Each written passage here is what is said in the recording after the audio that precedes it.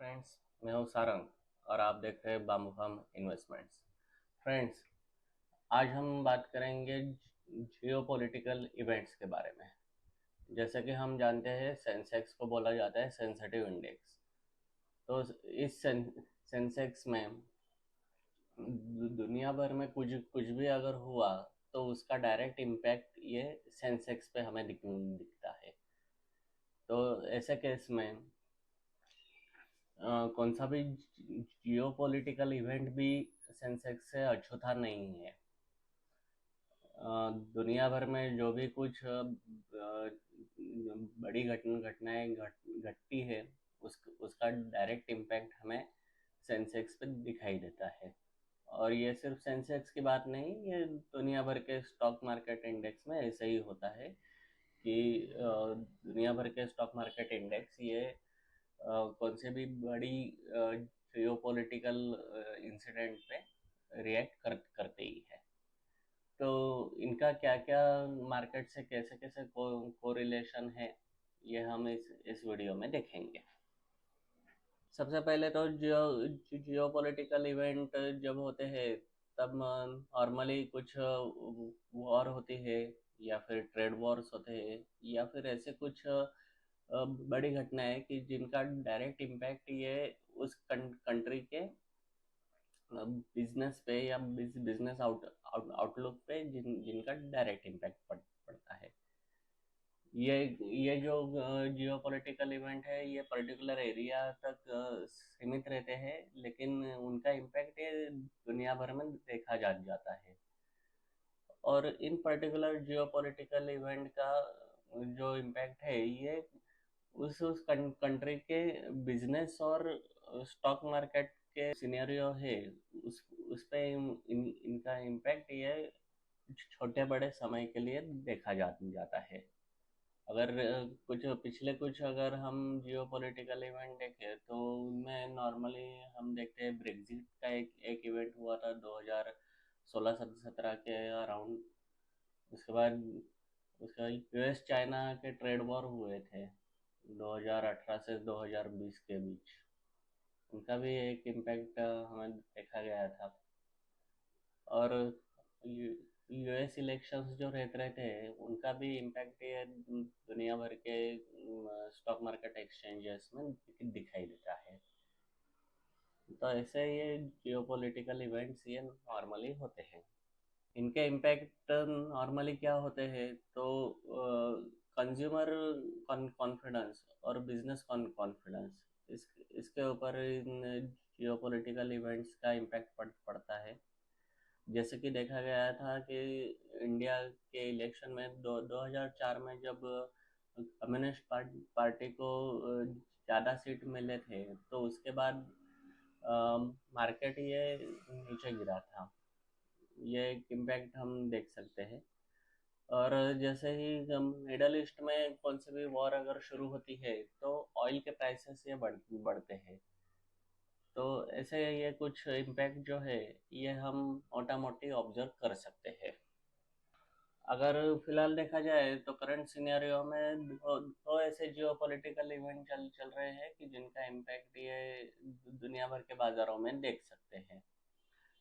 पहला तो चल चल रहा है ईरान इजराइल वॉर। ये जो ईरान इजराइल वॉर है, ये रिसेंटली पिछले 2-3 दिनों में शुरू हुई है। और इसका इम्पैक्ट ये मार्केट ये डाउन होने में देखा गया है। और दूसरे जो जियो पॉलिटिकल इवेंट अभी है पाइपलाइन में, एक तो उसमें पहला जो है हमारे दृष्टि से जो महत्वपूर्ण है, वो है इंडियन इलेक्शंस। कि इंडियन इलेक्शंस ये हमारे लिए एक पॉलिटिकल इवेंट है, और इसके आउटपुट ये मार्केट को डायरेक्ट इम्पैक्ट करेंगे। और दूसरा है यूएस इलेक्शन, जो कि at the end of the year due है, और उसके भी आउटपुट है वो ऑल ओवर द वर्ल्ड ये इम्पैक्ट करेंगे। तो हम सबसे पहले देखते हैं कि वॉर के सिचुएशन में मार्केट ने कैसे कैसे अब तक रिएक्ट किया है। अगर हम पिछले 100 साल का अगर डेटा हम देखें तो हमें क्या क्या दिखता है कि हर एक वक्त जब जब वॉर शुरू हुई है तब एक इक्का दुक्का इंसिडेंट छोड़ छोड़ के most most of the time ये वॉर के वक्त ये स्टॉक मार्केट ये ऊपर ही गया है। फिर वो अरब इजराइल वॉर हो या फिर 1990 का गल्फ वॉर हो या रशिया यूक्रेन कन्फ्लिक्ट हो, इसमें हम देख सकते हैं कि टेम्पररी टाइम के लिए ये डाउनवर्ड हुआ है मार्केट, लेकिन उसके बाद ये अप ही हुआ है। तो इससे हम क्या एक जनरल ऑब्जर्वेशन कर सकते हैं कि वॉर के टाइम ये मार्केट ये यूजुअली ऊपर ही जाता है। तो उसके जाने के नॉर्मल रीजंस ये क्या क्या होते हैं?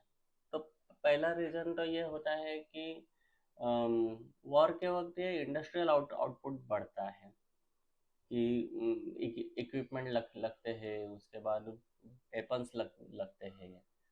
और कंट्री जब वॉर में जाती है, कौन सा भी देश अगर युद्धजन्य परिस्थिति में जाता है, तो वो ओवरऑल उसका इंडस्ट्रियल आउटपुट बढ़ाने की कोशिश करता है।